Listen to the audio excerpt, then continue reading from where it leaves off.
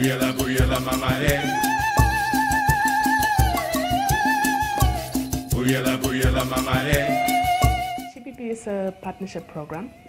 It's a unique partnership between various ministries, 9 to be exact, civil society organization and other partners involved in land degradation.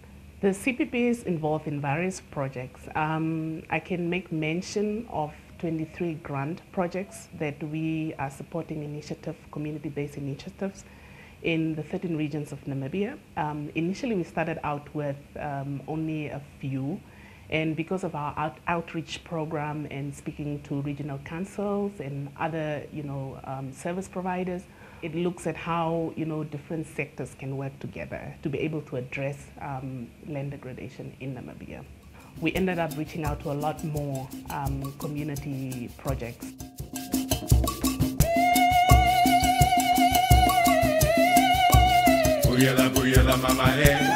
And essentially is to really support livelihood income generating activities. We have beekeeping projects, for instance, where the idea is to generate income from harvesting of bees, but then at the same time, the second objective would be an environmental objective, and that is to ensure that less trees are cut, especially trees that provide, the honey are cut, and less of them are burned in fire. So we consider this as, a very great initiative or innovation to ensure that communities are supported, their livelihoods are supported, but they also support environmental aspects.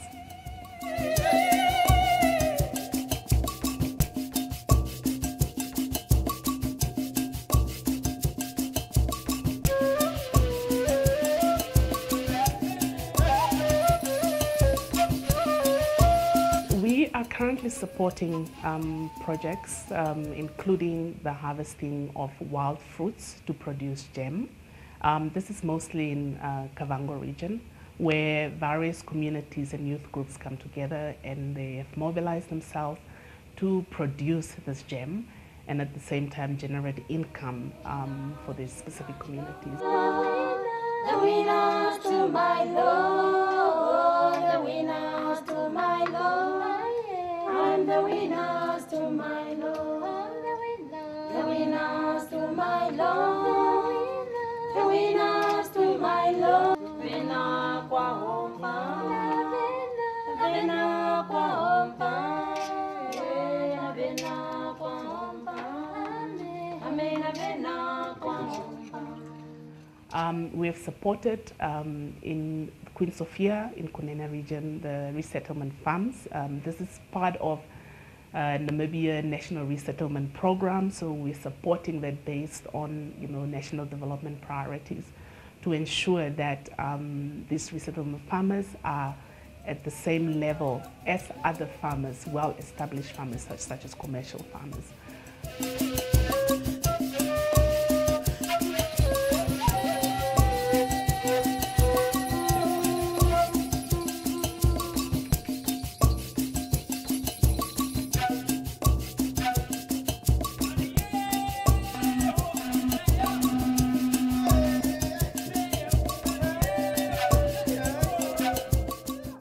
One of our support has gone to Caprivi region, specifically supporting women who have identified chili as a potential product in Namibia.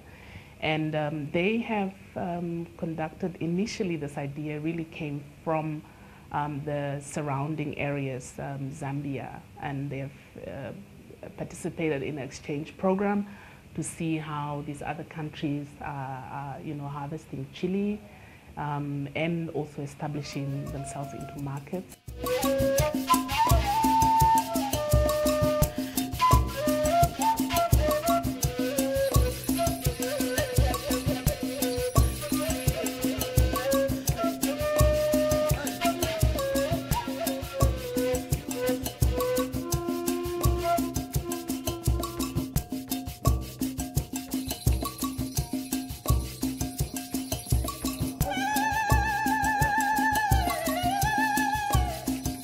Buyala mamare. Buyala mamare. Buyala buyela mama eh.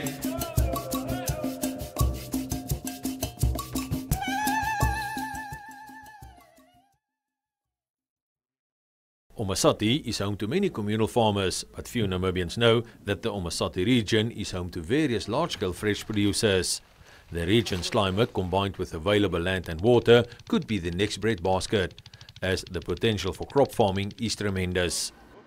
Markets are available for the produce, as government institutions like hospitals, hostels and prisons are in need of food, while thousands of people working in and around the bigger towns like Oshakati and Ondangwa also need to be fed. One man who started off small is Paulus Amutenya from the Epandulu project close to Olasanja. When I started in 2003, it was an uphill battle. I had no equipment like tractors. Everything was done by hand. As you can see, 8 years later, my project has become bigger and these farming operations have become like a prison where you must just work. There is no time to sit idle. It is all about work, hard work. Then you will reap the fruits from your labor. If you work hard, God will favor you.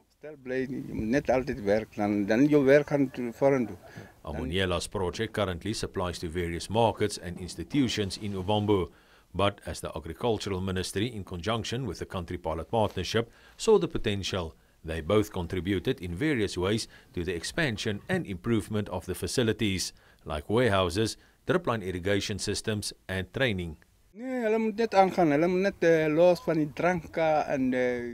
My advice for young farmers is, you must just work hard. Stay away from shebeens and gambling.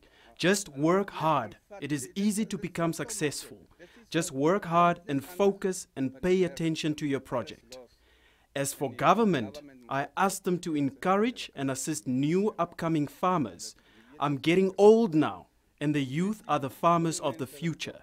If they want help, I am here and will gladly assist them with advice and training.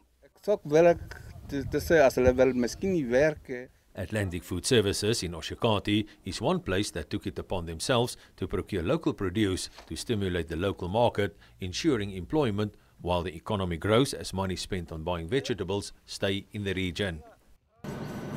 And we saw it fit that we could assist them for getting a market for their products and encouraging them to do better. That's why we came up with this initiative, which is a very viable initiative, and we want to keep the money in the regions. We are also encouraging more other farmers to come on board because, you know, we would like them to prosper.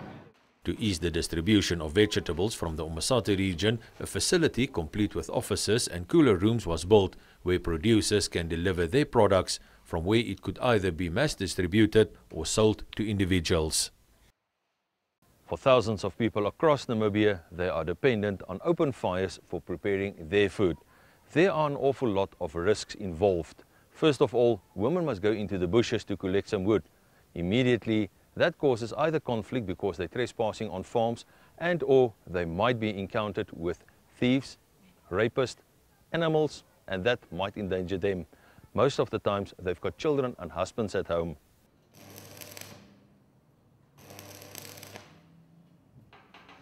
One person in Ondangwa came up with a very unique solution, but not without the involvement of the very same community that he wanted to serve. The whole purpose of the easy stove was that women have difficulties cooking or to collect fire for that matter.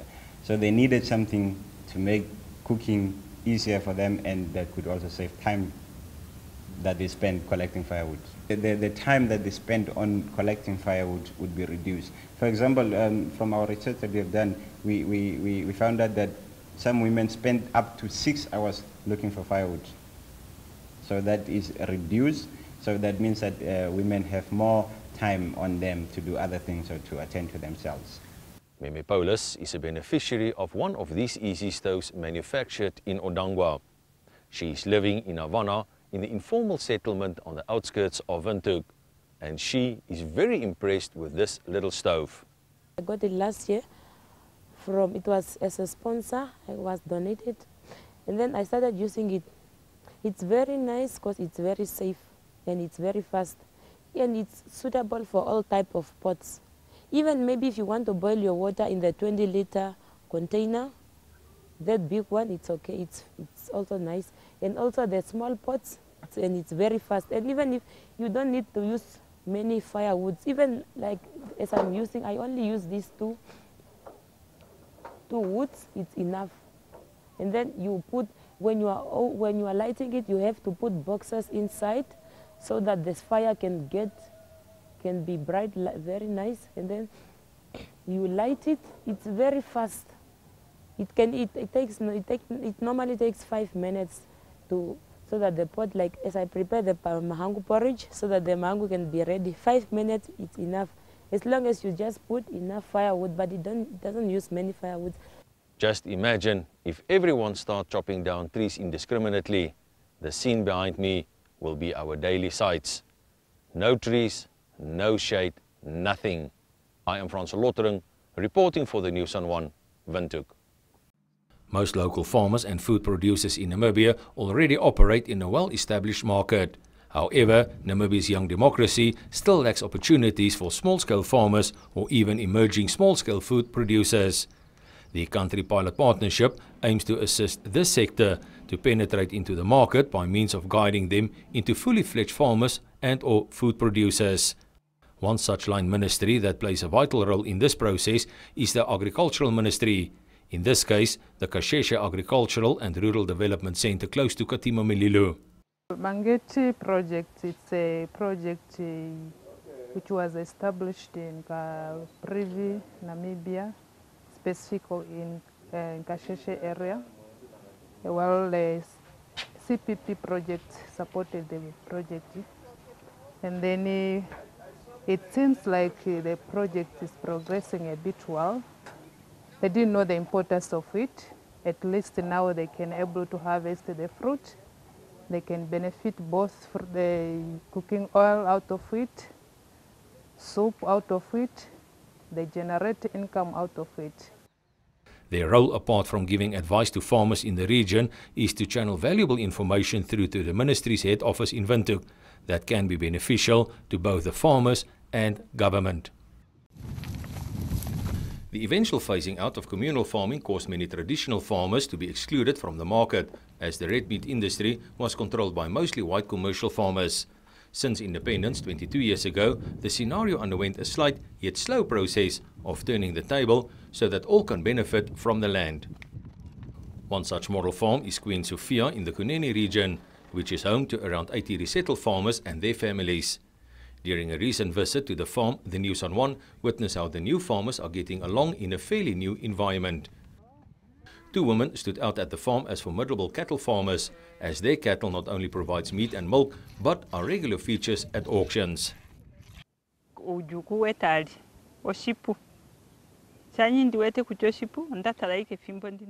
the beginning, it was difficult due to the lack of experience. Now we learned how to manage our cattle farming operations. I got only 7 heads of cattle in 2003. Now I have a herd in my kraal. I followed instructions from our development partners. I have learned how to manage my camps, and now the cattle have more than enough to eat, and you won't see any overgrazing on the farm. I also learned more on animal diseases and when to give them medication.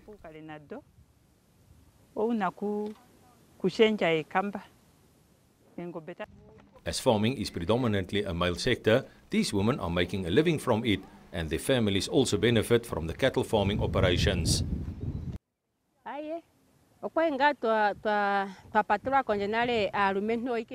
In the past, only men were allowed to own cattle, but now it changed. We are no more behind, and we even own our own piece of farmland. I feel proud when my cattle are weighed at the auction pens at Ochu.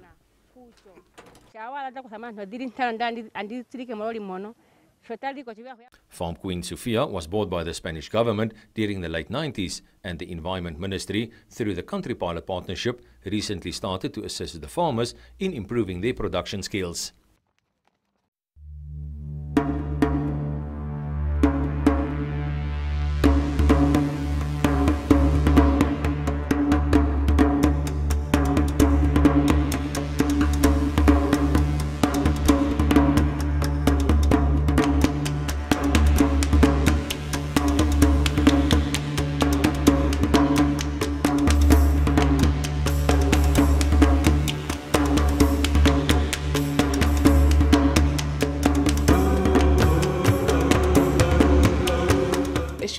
aware, the North Central is one of the areas that is highly populated, actually.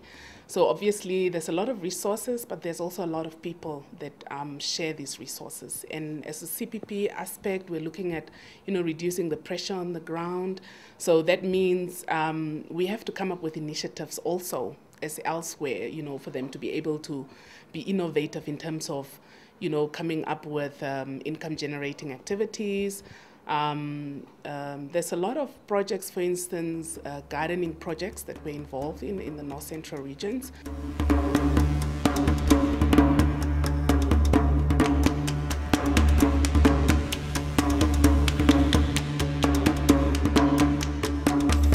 We have what we call marketing centers, where people sell their fresh produce. We have specifically what we call the Olushanja Community Association. It's a horticulture marketing center, which was launched recently, actually this year. And they were involved in bringing farmers together and actually ensuring that the oversupply, which they normally supply local markets, will go beyond just local markets, and they're able to actually supply a bigger group.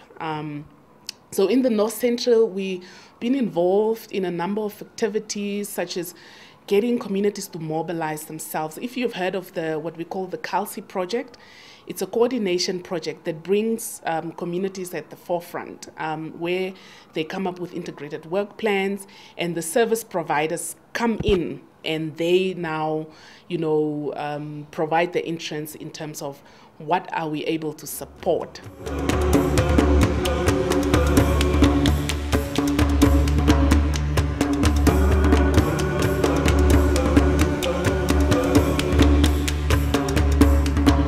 At the same time, we also have a project which is a guinea fowl project in the Congo region, and essentially is also that aspect of looking at reducing pressure on the forest resources, for instance.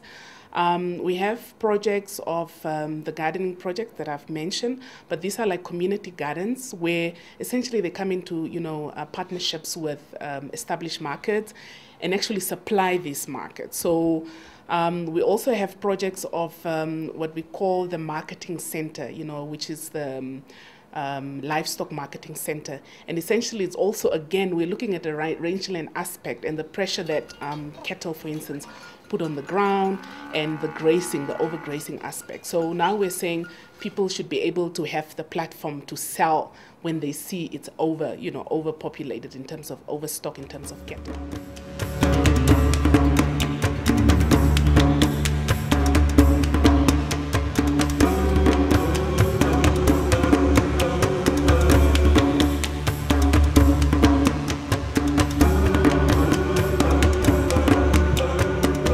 Have a platform where you have various service providers coming together and discussing activities on the ground.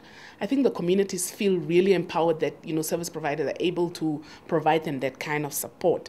So to a certain degree, I think it's something that should be encouraged, for people to really get together, because you often hear that on the ground people are fighting in terms of who wants to support who, but that shouldn't be the case. I mean, essentially, we should be encouraged to work together. We should be encouraged to be able to collectively say, I was part of contributing to that community, now having come up with that initiative.